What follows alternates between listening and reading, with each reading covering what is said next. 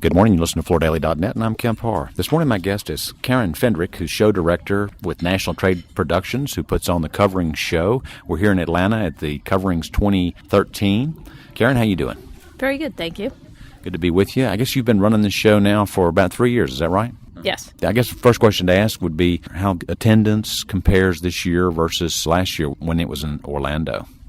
Attendance is just as strong as it was in Orlando, which is really exciting to us. Atlanta has enough of a crossover market with the Orlando market that it's drawing some of those same people, but at the same time it's drawing fresh new people from the whole southeast region, people who may not have wanted to go to Orlando. So numbers are looking just as strong as Orlando, and we're really excited about the fresh people coming in too. Refresh the memory of my listeners, if you will, to tell us a little bit about Coverings and what its focus is.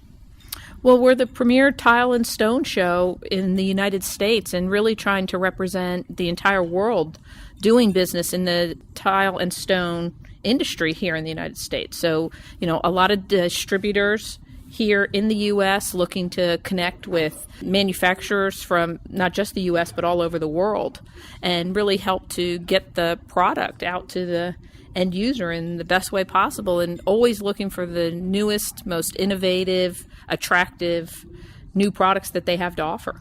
All right, share some stats with me. I mean, I know you don't know exactly the number of people here, but for those people who haven't been to this show, this is a very big show. So can you tell me how many exhibitors, kind of the square footage area, and the number of people you think are coming this year? Okay, so the show is about 340,000 net square feet, which is like 3,400 equivalent booths. And we'll have about 900 exhibitors representing over 50 countries. From the attendance standpoint, if you count exhibitors and what the numbers are, which we like to because a lot of times they're qualified attendees in their own right, we're looking at somewhere in the low 20,000, 22,000, something like that. Yeah, so what you're telling us is it's really a very big show. Most of the people who come here set up very big exhibits, and it's got so much of a European flavor to it because whereas a lot of U.S. trade shows, people set up these booths and they have product samples they show you, but here they're actually installing room vignettes in a lot of instances, aren't they? Yeah, absolutely. And it really is just spectacular to look at what they do. And when you think of the short setup time that they have, they really are building a living display of what they do. And it brings it to life so much more vibrantly than just a panel board that has tile on it. You can walk on it, you can touch it, you can see it installed. In fact, we even have some special events like the Installation Design Showcase where you can watch an entire vignette be built over the course of the 4 days here and see every aspect that goes into some of these. Mm-hmm. All right, let's dig into exactly who attends this show. Most people call this a distributor show because I think the primary audience are U.S. distributors who distribute tile and stone products. Who else comes to the show, and kind of how does that break out? Well, a lot of the exhibitors are distributors. So some of the attendees are distributors, but we also get a lot of specifiers. We get architects and designers. We get contractors and installers. We get people who run quarries. And, it really runs any gamut of involvement with tile and stone. So it's a pretty broad spectrum. We're really trying to build our relationship with the A&D community, the architects and designers. And Atlanta is such a strong location to do that. It really has a sound base here. And so that's one of the attractions in bringing this show here. And these are the people who specify a lot of product. If you can get architects and designers thinking from the get-go of, I'm going to design a building and I'm going to use tile and stone because of it's such a sustainable product and it really speaks to the attractiveness of what you're doing, and it's not as complicated to work with as some people who aren't educated on it think. And you can come here and learn every aspect of what it takes to do that.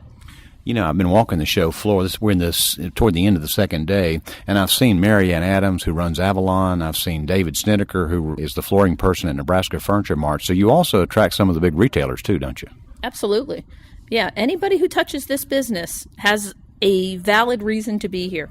We really try and create something for everyone so that there's something you can come here specifically to see and take away something of value to you.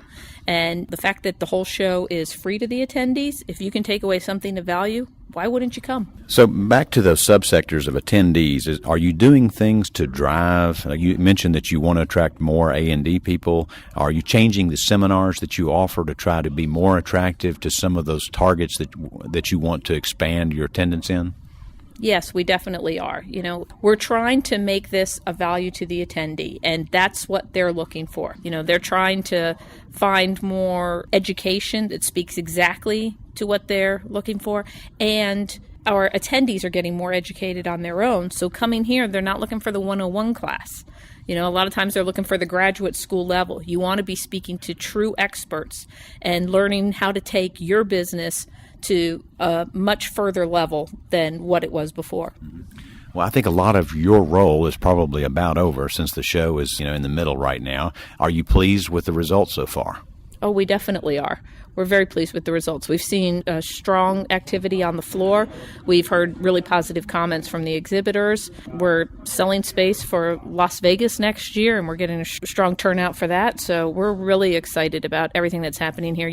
Anytime you go to a new market, there's a little bit of a question mark in your mind when you go there. We came to Atlanta for sound reasons, and they've paid off in droves. We're real happy with what's gone on here. Well, you just answered my next question. You're going to Vegas next year. Will the timing be similar? Because the last time you went to Vegas, you went earlier in the year.